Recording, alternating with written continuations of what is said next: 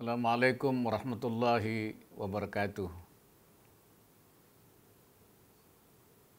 Salam sejahtera untuk kita semua. Bismillahirrahmanirrahim. Yang saya hormati Menteri Kesehatan Republik Indonesia, Menteri Pemberdayaan Perempuan dan Perlindungan Anak Republik Indonesia, Kepala Badan Kependudukan dan Keluarga Berencana, para peserta webinar yang berbahagia. Pertama-tama marilah kita panjatkan puji syukur kehadirat Allah Subhanahu wa Ta'ala yang atas limpahan rahmat dan kurnia-Nya kepada kita semua, sehingga kita dapat berpartisipasi dalam acara peringatan Pekan Menyusui Sedunia tahun 2020. Saya menyampaikan terima kasih kepada Panitia Nasional acara peringatan Pekan Menyusui Sedunia tahun 2020 yang telah mengundang saya untuk memberikan sambutan pada acara webinar ini. Pekan Menyusui Sedunia merupakan kampanye global meningkatkan kesadaran dan menggalang aksi untuk meningkatkan kesadaran tentang manfaat menyusui secara eksklusif selama 6 bulan pertama kehidupan anak. Kampanye global ini pertama kali diselenggarakan oleh World Lion Breastfeeding Association atau WBA bekerjasama dengan World Health Organization WHO dan UNICEF pada tahun 1992. Pekan Menyusui Sedunia ini diperingati setiap tahun pada minggu pertama bulan Agustus. Tema yang diusung tahun ini adalah dukung pemberian ASI untuk bumi yang lebih sehat, support breastfeeding for healthier planet. Subtema yang diusung di Indonesia adalah investasi Indonesia untuk bumi yang lebih sehat. Seperti diketahui, 1000 hari pertama sejak terjadi pembuahan dalam kandungan sampai anak berusia 2 tahun merupakan fase terpenting dalam menentukan pertumbuhan dan perkembangan seorang anak. Pertumbuhan dan perkembangan sangat penting karena semua organ tubuh dibentuk, tumbuh dan berkembang selama di dalam kandungan dan hampir semua organ tubuh telah selesai pertumbuhannya saat dilahirkan, kecuali otak, hati, dan sistem imun yang masih dapat berkembang setelah bayi dilahirkan. Dengan demikian, pemberian ASI selama 6 bulan pertama adalah cara terbaik untuk memenuhi kebutuhan gizi anak dalam rangka melanjutkan pertumbuhan otak, hati, dan sistem imunnya. Setelah anak berusaha lebih dari 6 bulan pun, ASI tetap harus diberikan hingga 2 tahun bersamaan dengan makanan pendamping ASI. Ketika gizi anak dipenuhi, maka pertumbuhan fisik dan perkembangan kognitifnya akan menjadi optimal. Pemberian ASI juga akan memperkuat hubungan emosional antara ibu dengan bayinya. Ketika pertumbuhannya optimal, maka kita akan mempunyai generasi yang sehat, cerdas, dan produktif yang akan membawa Indonesia menjadi negara maju di masa yang akan datang. Pemberian ASI juga menjadi salah satu intervensi prioritas yang terbukti efektif dalam pencegahan stunting. Saat ini pemerintah sedang berupaya untuk menurunkan prevalensi stunting hingga 14% pada tahun 2024. Oleh karena itu, pemberian ASI kepada anak harus terus didorong agar prevalensi stunting dapat segera diturunkan.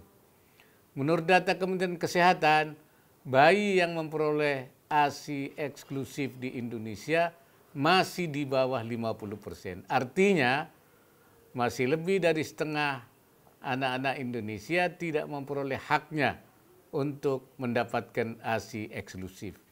Ini tentu saja menjadi pekerjaan rumah bagi kita bersama untuk terus mendorong dan mendukung agar ibu-ibu dapat memberikan ASI saja selama 6 bulan pertama dan dilanjutkan hingga anak berusia 2 tahun. Namun demikian sebenarnya perintah untuk memberikan ASI sudah ada sejak lama di dalam berbagai agama. Dalam Islam jelas sekali diperintahkan dalam Al-Quran surat Al-Baqarah ayat 233, yaitu haulaini kamilaini, 2 tahun sempurna, untuk menyusui anak selama 2 tahun. Hal ini menunjukkan bahwa betapa dianjurkannya pemberian ASI kepada anak. Selain dalam Islam, saya yakin agama-agama lain juga memerintahkan hal yang sama, baik itu Kristen Protestan, Katolik, Hindu, Buddha, maupun Konghucu. Namun demikian, meskipun menyusui adalah proses alami, tapi dalam pelaksanaannya tidak selalu mudah. Bahkan ibu mengeluh ASInya tidak keluar, sehingga memutuskan untuk berhenti memberikan ASI. Banyak ibu bekerja juga menghentikan pemberian ASI karena kesibukan pekerjaan. Seharusnya hal-hal tersebut tidak menjadi halangan bagi ibu untuk terus menyusui. Justru yang diperlukan oleh ibu adalah dukungan, terutama dari suami, keluarga, dan lingkungan tempatnya bekerja agar tetap bisa memberikan ASI kepada anaknya. Dukungan lain yang diperlukan oleh ibu adalah konselor menyusui yang terampil agar dapat memberikan edukasi yang baik kepada ibu dan keluarganya tentang proses menyusui. Konseling menyusui dapat membantu ibu membangun kepercayaan diri sambil menghormati keadaan dan pilihan masing-masing. Konseling dapat memberdayakan perempuan untuk mengatasi tantangan dan mencegah praktik pemberian makan yang dapat mengganggu kesehatan bayi. Konseling menyusui dapat disediakan oleh profesional kesehatan, konselor laktasi, dan kelompok pendukung ibu, baik itu di fasilitas layanan kesehatan, melalui kunjungan rumah atau program di komunitas, baik secara langsung ataupun jarak jauh. Selama pandemi COVID-19, menjadi penting untuk menemukan solusi bagaimana memastikan bahwa akses ke layanan tidak terganggu dan keluarga menerima konseling menyusui yang dibutuhkan. Tema yang dipilih untuk memperingati Pekan Menyusui Sedunia tahun ini adalah Dukung Menyusui untuk Bumi yang Lebih Sehat. Pemberian ASI bukan hanya mampu memenuhi kebutuhan gizi bayi, tapi secara langsung mempengaruhi lingkungan dan membawa dampak yang menguntungkan bagi kesehatan dan kesejahteraan bumi. ASI sebagai sumber makanan alami untuk bayi tidak menghasilkan limbah dan tidak menyebabkan polusi yang merusak lingkungan. Sekali lagi saya ingin menyampaikan bahwa pemberian ASI bagi bayi dan anak usia di bawah 2 tahun sangatlah penting bagi pemenuhan gizi anak. Dengan menyusui, kita berinvestasi untuk masa depan. Dengan pemberian ASI, stunting dapat dicegah dan kita akan mempunyai generasi yang sehat, cerdas, dan produktif di masa yang akan datang. Dengan pemberian ASI dapat menjadikan bumi ini lebih sehat. Saya ingin menyampaikan pesan kepada semua pihak untuk terus mendorong dan mendukung pemberian ASI bagi bayi dan anak.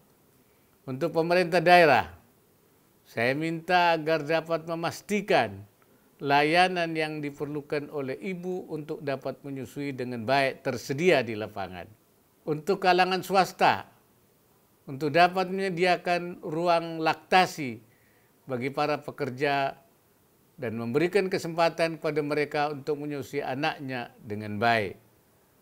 Untuk organisasi kemasyarakatan, lembaga swasta, lembaga swadaya masyarakat, dan mitra pembangunan untuk dapat bekerja bersama pemerintah, melakukan edukasi kepada masyarakat tentang pentingnya menyusui bagi bayi dan anak hingga usia 2 tahun.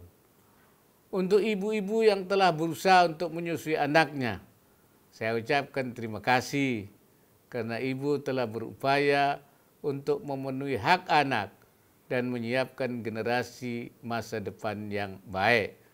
Untuk ibu-ibu yang sedang menyusui, teruslah memberikan ASI kepada anak, karena ASI adalah makanan terbaik bagi anak ibu. Dengan menyusui, ibu sedang mempersiapkan generasi yang lebih sehat, cerdas dan produktif. Dengan menyusui, ibu juga sedang menciptakan bumi yang lebih sehat. Untuk para suami yang istrinya sedang menyusui, dukunglah istri Anda untuk dapat menyempurnakan pemberian ASI hingga anak berusia 2 tahun. Kepada para pembicara acara webinar, saya mohon agar memberikan edukasi yang baik kepada para peserta, sehingga peserta betul-betul memahami pentingnya menyusui. Kepada seluruh peserta, saya mengucapkan selamat mengikuti webinar. Dan dengan mengucapkan Bismillahirrahmanirrahim, dengan ini saya membuka secara resmi acara webinar dalam rangka memperingati Pekan Menyusui Sedunia dengan tema dukung pemberian ASI untuk bumi yang lebih sehat. Semoga Allah Subhanahu wa taala meridai semua ikhtiar kita semua. Wallahul muwaffiq ila aqwamit thariq. Assalamualaikum warahmatullahi wabarakatuh.